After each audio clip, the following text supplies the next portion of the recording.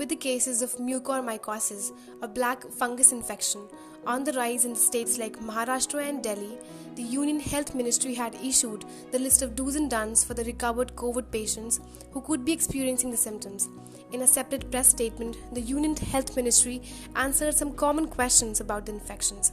So here's what you need to know about the infection and the government's advisory. Beginning up with, what is a mucormycosis? Mucormycosis, or a black fungus, is a complication caused by fungal infection. People catch mucormycosis by coming in contact with the fungal spores which are present in the environment. It can also be developed on the skin after the fungus enters the skin through a cut, scrape, burn, or other type of skin trauma. The disease is being detected among the patients who are being recovering or have been recovered from COVID-19. Moreover, anyone who is diabetic and whose immune system is not functioning well needs to be on the guard against this.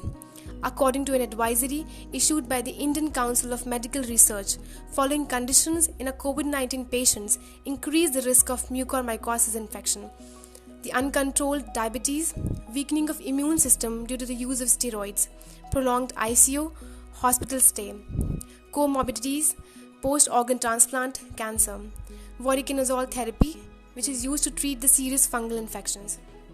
So this was a basic outlook of what a black fungus is all about. Do not forget to see my second part, which would be a continuation to this video, that how is this infection, that is fungal infection, related to COVID-19.